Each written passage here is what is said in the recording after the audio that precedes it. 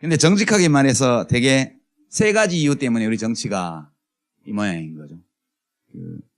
첫 번째는 지역주의입니다. 지역주의. 지역주의라는 거는 정치와는 아무 상관없는 원시적 연고관계를 가지고 투표하는 걸 말하는 거죠. 학술적으로 보면 이것은 유권자의 이동성, 모빌리티. 그러니까 유권자의 이동성이 제약받기 때문에 문제입니다. 유권자의 이동성이라는 건 어떤 개념이냐면 집권 세력이 마음에 들지 않을 때 야당 지지로 옮겨갈 수 있는 정도. 그거를 모빌리티라는 개념으로 쓰는데요. 이 지역주의라는 것은 그 지역에 근거를 두고 있는 당이 아무리 잘못해도 계속 그 당을 찍는 거기 때문에 근데 삼성, LG 뭐 이렇게 몇 군데 회사가 핸드폰을 놓고 경쟁을 한다고 하죠.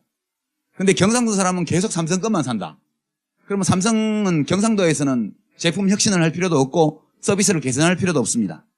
아무 제품이나 되게 불량 제품을 그걸로 내려보내면 되겠죠. 서울 수도권에는 까다로운 고객들이 있으니까 좋은 제품으로 내보내고.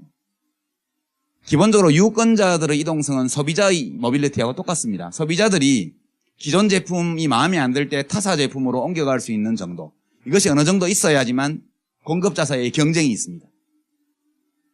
근데 이 소비자의 프레퍼런스, 그러니까 선호가 워낙 강렬해서 근데 아무리 그 식당에 밥이 맛이 없어도 우리 친척 아저씨가 하는 식당이기 때문에 나는 무조건 거기 가서 밥 먹어. 이런 사람이 엄청 많아서 식당이 잘 되면 그 식당 주인은 메뉴를 혁신할 필요가 전혀 없죠. 위생에도 신경 안 써도 됩니다. 서비스도 꽝이라도 되고.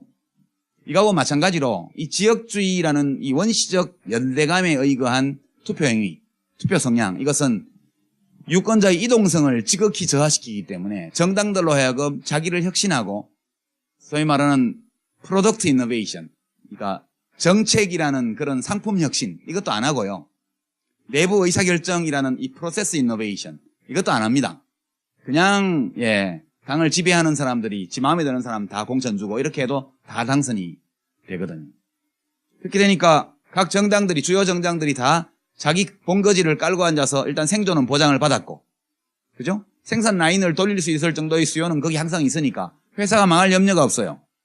그리고 나서 수도권이나 이런 다른 지역에서만 제한적 경쟁을 하는 겁니다. 이것은 일반적으로 상품 시장에서 나타나는 지역 독점과 거의 유사한 현상이기 때문에 정치가 발전할 수 없어요.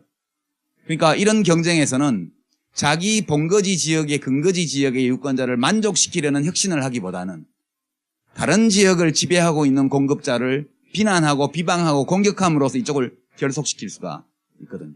그러니까 지금 한나라당과 민주당이 서로 적대적 공존관계를 맺고 있는 거죠. 옛날 냉전 시대에 남한과 북한, 김일성과 박정희가 서로를 비난하면서 내부를 강화하는 그런 적대적 공존관계를 형성했던 거하고 똑같습니다. 그러니까 나가서 야당일 때는 대통령 욕 잘하면 자기 동네에서 왕이고, 여당 할 때는 야당 욕만 막 하면은 자기 동네에서 인기 올라가니까 이게 끝없이 정쟁이 일어나는 겁니다. 국리민복과 무관한 문제를 가지고 감정 다툼 벌이고 이념적인 비방전 벌이고 이렇게 해서 정치가 굉장히 소모적으로 됩니다. 두 번째는 선거제도인데요. 우리나라 선거제도는 결선 투표도 없고 이른바 단순 다수제라 그래서 투표 한번 딱 해서 몇 프로를 받든 제일 많이 받는 사람이 당선됩니다. 지난번 총선 때 논산의 이인재 씨가 20%대 득표를 하고도 당선됐죠. 후보가 많았으니까. 프랑스나 이제 유럽 일반적으로 다 결선 투표제를 많이 시행을 하고 있습니다. 그래야 과반수가 확보가 되어서 정통성이 강해지기 때문에. 근데 우리는 그것도 없죠. 소선거구제에서 단순 다수제이기 때문에 이것이 지역 독점 구조하고 엮어지면서 난공불락의 과점 시장이 되어 있습니다. 그러니까 기존 큰 정당이 아니면 절대로 거의 국회의원이 되기 어려워요. 그러니까 모든 인적 자원과 자금 이런 것들이 전부 기존의 큰 정당으로 몰리게 됩니다. 여러분 제품 시장에서도 마찬가지죠. 진입 장벽이 아주 높으면 공급자들이 담합합니다. 카르텔을 만들어서 소비자를 착취하죠. 높은 가격을 운영을 해서. 그런데 진입 장벽이 낮을 경우에는 새로운 공급자가 바로 들어오기 때문에 과도하게 소비자를 착취할 수 없어요. 그래서 이 과점 공급자들이 담합을 할 때에도 보면 가격 같은 거를 새로운 진입자, 그러니까 뉴컴머가 와가지고 수익을 올리기에 굉장히 빠듯할 정도로까지 유지를 합니다. 진입장벽이 낮으면. 그러나 진입장벽이 높으면 그것이 기술적 진입장벽이든 아니면 특허라는 그런 법률적 진입장벽이든 또는 초기 설비 투자가 많이 들어간다는 이런 재정적 그런 진입장벽이든 간에 진입장벽이 높은 시장은 늘 독과점으로 흐르게 돼 있고 담합이 판을 치게 돼 있습니다. 그럼 소비자는 손해보죠. 우리 정치는 이 소선거구제, 그것도 결선투표도 없는 소선거구제라는 이 문제 때문에 새로운 공급자가 나오기가 굉장히 어렵습니다. 그러니까 민주당과 한나라당을 제외하고 새로운 정당들이 나와서 의석을 확보하기가 너무너무 어려워요. 그래서 기존 공급자들이 지 마음대로 하는 겁니다. 지 마음대로 해도 끄떡없어요. 한나라당은 이렇게 엉망으로 국정을 운영을 해도 영남에서 다음에 의석을 다 독점할 겁니다. 지금대로 가면. 민주당은 뭐 야당이 아무리 야당으로서 무기력하게 해도 호남에서는 다 자기들이 의석을 얻게 되고요. 서울 수도권 이런 데서는 정부 욕 막 하면은 또 국회 의석을 얻을 수 있습니다. 그러니까 혁신하지 않고도 기존의 높은 진입장벽 속에 안주하면서 특정 지역을 깔고 앉아서 제한적 경쟁을 하고 제한적 경쟁의 수단으로 새로운 비전을 제시하기보다는 상대방을 비방하는 쪽으로 해서 얼마든지 살아갈 수 있기 때문에 인간은 이기적인 동물이죠. 예, 이것이 비용도 적게 들고 아주 편하고 연구할 필요도 없고요. 그냥 생각나는 대로 욕만 하면 됩니다. 세 번째는 유권자 책임이죠. 유권자 책임입니다. 유권자들이 참여를 안 해요. 유권자들이 참여를 안 합니다. 정당의 당원이 되는 것을 매우 창피한 일로 생각해요. 우리 정당이라는 것은 우리 헌법에 국가가 보호하고 지원하도록 돼 있고 누구든지 정당을 만들 수 있게 돼 있고 정당에 참여하라고 부추기는 각종의 제도가 다 있습니다. 그러나 사람들은 정당에 참여 안 해요. 정당에 참여하는 것은 철면피한 집단 속으로 들어가는 걸로 생각하죠. 욕해보십시오. 계속 욕하고 있으면 정치는 계속 엉망일 겁니다. 그러니까 사실 10만 원까지는 연간 그 세액공제를 해주기 때문에 정당의 당원으로 가입해서 뭐 한 달에 한 8,000원씩 당비를 내는 거나 또는 연말에 좋은 정치인에게 후원을 해주는 거 이런 거는 자기 돈 한 푼도 안 들어요. 그냥 10만 원 쏴주고 나면 1월 달에 봉급 나올 때 10만 원 얹어서 나오고 예전에는 주민세에 환급해갖고 11만 원 줬는데 요새는 10만 원만 돌려주는데 얼마든지 자기가 비용을 들이지 않고도 할 수 있는 방법이 많이 있음에도 불구하고 국민들이 참여를 안 합니다. 그리고 정치를 욕하죠. 그러니까 이렇게 그 지역주의 어떤 정치 구도에다가 높은 진입장벽 거기에다가 유권자들이 이 문제에 대해서 관심을 가지고 해결하기 위해서 참여하지 않는다는 거. 이 세 가지 요소가 겹치면서 우리 정치가 이 모양으로 지금 흘러오고 있는 거죠. 수 없어요. 그러니까 이런 경쟁에서는 자기 본거지 지역의 근거지 지역의 유권자를 만족시키려는 혁신을 하기보다는 다른 지역을 지배하고 있는 공급자를 비난하고 비방하고 공격함으로써 이쪽을 결속시킬 수가 있거든요. 그러니까 지금 한나라당과 민주당이 서로 적대적 공존관계를 맺고 있는 거죠. 옛날 냉전 시대에 남한과 북한, 김일성과 박정희가 서로를 비난하면서 내부를 강화하는 그런 적대적 공존관계를 형성했던 거하고 똑같습니다. 그러니까 나가서 야당일 때는 대통령 욕 잘하면 자기 동네에서 왕이고 여당 할 때는 야당 욕만 막 하면은 자기 동네에서 인기 올라가니까 이게 끝없이 정쟁이 일어나는 겁니다. 국리민복과 무관한 문제를 가지고 감정 다툼 벌이고 이념적인 비방전 벌이고 이렇게 해서 정치가 굉장히 소모적으로 됩니다. 두 번째는 선거제도인데요. 우리나라 선거제도는 결선투표도 없고 이른바 단순 다수제라 그래서 투표 한번 딱 해서 몇 프로를 받든 제일 많이 받는 사람이 당선됩니다. 지난번 총선 때 논산의 이인재 씨가 20%대 득표를 하고도 당선됐죠. 후보가 많았으니까. 프랑스나 이제 유럽 일반적으로 다 결선투표제를 많이 시행을 하고 있습니다. 그래야 과반수가 확보가 되어서 정통성이 강해지기 때문에. 근데 우리는 그것도 하지만 공급자 사이의 경쟁이 있습니다. 근데 이 소비자의 프레퍼런스, 그러니까 선호가 워낙 강렬해서 예컨대 아무리 그 식당에 밥이 맛이 없어도 우리 친척 아저씨가 하는 식당이기 때문에 나는 무조건 거기 가서 밥 먹어. 이런 사람이 엄청 많아서 식당이 잘 되면 그 식당 주인은 메뉴를 혁신할 필요가 전혀 없죠. 위생에도 신경 안 써도 됩니다. 서비스도 꽝이라도 되고.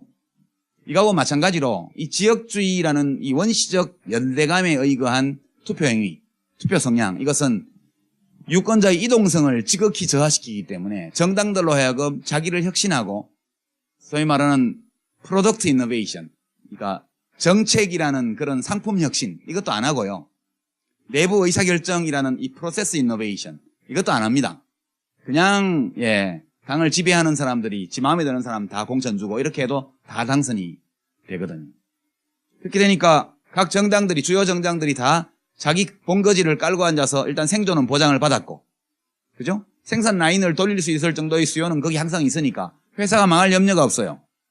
그리고 나서 수도권이나 이런 다른 지역에서만 제한적 경쟁을 하는 겁니다. 이것은 일반적으로 상품 시장에서 나타나는 지역 독점과 거의 유사한 현상이기 때문에 정치가 발전할 수 있습니다. 그런데 정직하게 말해서 되게 세 가지 이유 때문에 우리 정치가 이 모양인 거죠. 첫 번째는 지역주의입니다. 지역주의. 지역주의라는 것은 정치와는 아무 상관없는 원시적 연고관계를 가지고 투표하는 걸 말하는 거죠. 학술적으로 보면 이것은 유권자의 이동성, 모빌리티. 그러니까 유권자의 이동성이 제약받기 때문에 문제입니다. 유권자의 이동성이라는 건 어떤 개념이냐면 집권 세력이 마음에 들지 않을 때 야당 지지로 옮겨갈 수 있는 정도. 그거를 모빌리티라는 개념으로 쓰는데요. 이 지역주의라는 것은 그 지역에 근거를 두고 있는 당이 아무리 잘못해도 계속 그 당을 찍는 거기 때문에, 근데 삼성, LG 뭐 이렇게 몇 군데 회사가 핸드폰을 놓고 경쟁을 한다고 하죠. 근데 경상도 사람은 계속 삼성 것만 산다. 그러면 삼성은 경상도에서는 제품 혁신을 할 필요도 없고 서비스를 개선할 필요도 없습니다.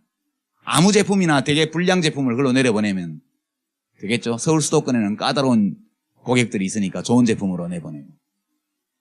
기본적으로 유권자들의 이동성은 소비자의 모빌리티하고 똑같습니다. 소비자들이 기존 제품이 마음에 안 들 때 타사 제품으로 옮겨갈 수 있는 정도. 이것이 어느 정도 있어야 한국당과 한나라당을 제외하고 새로운 정당들이 나와서 의석을 확보하기가 너무너무 어려워요. 그래서 기존 공급자들이 지 마음대로 하는 겁니다. 지 마음대로 해도 끄떡없어요. 한나라당은 이렇게 엉망으로 국정을 운영을 해도 영남에서 다음에 의석을 다 독점할 겁니다. 지금대로 가면. 민주당은 야당이 아무리 야당으로서 무기력하게 해도 호남에서는 다 자기들이 의석을 얻게 되고요. 서울 수도권 이런 데서는 정부 욕 막 하면은 또 국회 의석을 얻을 수 있습니다. 그러니까 혁신하지 않고도 기존의 높은 진입장벽 속에 안주하면서 특정 지역을 깔고 앉아서 제한적 경쟁을 하고 제한적 경쟁의 수단으로 새로운 비전을 제시하기보다는 상대방을 비방하는 쪽으로 해서 얼마든지 살아갈 수 있기 때문에 인간은 이기적인 동물이죠. 이것이 비용도 적게 들고 아주 편하고 연구할 필요도 없고요. 그냥 생각나는 대로 욕만 하면 됩니다. 세 번째는 유권자 책임이죠. 유권자 책임입니다. 유권자들이 참여를 안 해요. 유권자들이 참여를 안 합니다. 정당의 당원이 되는 것을 매우 창피한 일로 생각해요. 우리 정당이라는 것은 우리 헌법에 국가가 보호하고 지원하도록 돼 있고 누구든지 정당을 만들 수 있게 돼 있고 정당에 참여하라고 부추기는 각종의 제도가 다 있습니다. 그러나 사람들은 정당에 참여 없죠. 소선거구제에서 단순다수제이기 때문에 이것이 지역 독점 구조하고 엮어지면서 난공불락의 과점시장이 돼 있습니다. 기존 큰 정당이 아니면 절대로 거의 국회의원이 되기 어려워요. 그러니까 모든 인적 자원과 자금 이런 것들이 전부 기존의 큰 정당으로 몰리게 됩니다. 여러분 제품 시장에서도 마찬가지죠. 진입 장벽이 아주 높으면 공급자들이 담합합니다. 카르텔을 만들어서 소비자를 착취하죠. 높은 가격을 운영을 해서. 그런데 진입 장벽이 낮을 경우에는 새로운 공급자가 바로 들어오기 때문에 과도하게 소비자를 착취할 수 없어요. 그래서 이 과점 공급자들이 담합을 할 때에도 보면 가격 같은 거를 새로운 진입자, 그러니까 뉴컴머가 와가지고 수익을 올리기에 굉장히 빠듯할 정도로까지 유지를 합니다. 진입 장벽이 낮으면. 그러나 진입 장벽이 높으면 그것이 기술적 진입 장벽이든 아니면 특허라는 그런 법률적 진입 장벽이든 또는 초기 설비 투자가 많이 들어간다는 이런 재정적 그런 진입 장벽이든 간에 진입 장벽이 높은 시장은 늘 독과점으로 흐르게 돼 있고 담합이 판을 치게 돼 있습니다. 그럼 소비자는 손해보죠.